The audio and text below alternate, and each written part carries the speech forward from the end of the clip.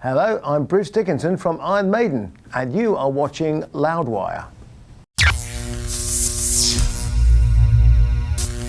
Hey everyone, it's Joe from Loudwire, and the man sitting next to me is a man of many hats, not wearing any hats today. No hats. But an accomplished fencer, radio host, airline captain, entrepreneur, motivational speaker, keynote speaker, singer of Iron Maiden, and most recently, Yeah, put that back at the top.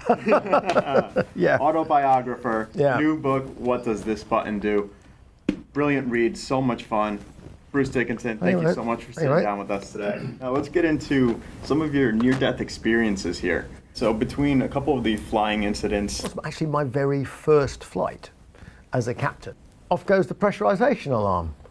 And we have to do an emergency descent and drop all the masks and all that kind of stuff. But it wasn't like in the movies, because nobody was screaming, everybody was, whatever. And I watched the video, I got it. Yeah, but there was no like loud bang. There was, in fact, it all went in slow time and not a big drama. And halfway through it, we're, me and my co-pilot were like, shh, on the oxygen mask, everything, And there's a knock on the door, and they beep, so we, hang on a minute, what's going on there? The door opens, and there's the cabin crew member, senior cabin crew member, sitting there, no oxygen mask on, going, all the masks have dropped in the back of the cabin. Is there a problem? We go, oh. She goes, oh, I get the picture. Hang on. And she goes and puts an oxygen mask on. I was just like, this is not in the script, So nothing ever happens like it does in the movies.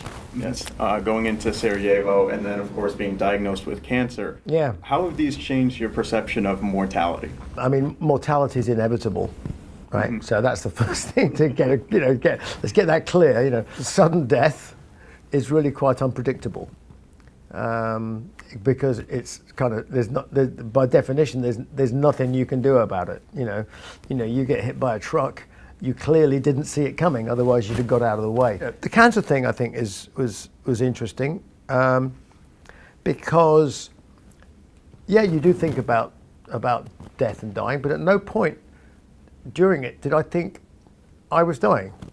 Because the first thing you get the diagnosis, you've got head and neck cancer, and you go, wow, you could die. Do you feel like dying? No. Do you feel dead? No. Do you feel sick? Not really, So it's this strange thing, You've got a long way to go before the event happens in a bad way. So having come out of the other side of that, one hopes, and it's all okay and over and done with. How do I feel about the whole death and dying thing? Much the same as before.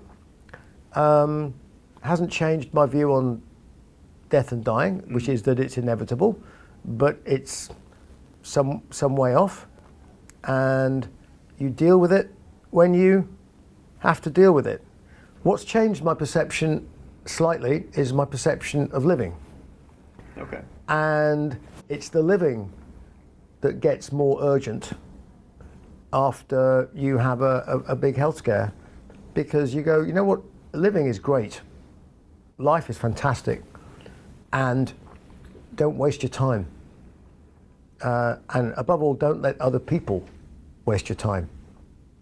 So I reserve the right to be impatient with people and go, you know what, you're just spinning my wheels here for no reason whatsoever. Just piss off. Mm-hmm. What do you mean piss off? Yeah, piss off. You know what, I'm actually going to sit in the chair and I'm just going to stare at the sunset and go, yep, I'm going to do nothing for an hour, because I can, because it's my life, not yours.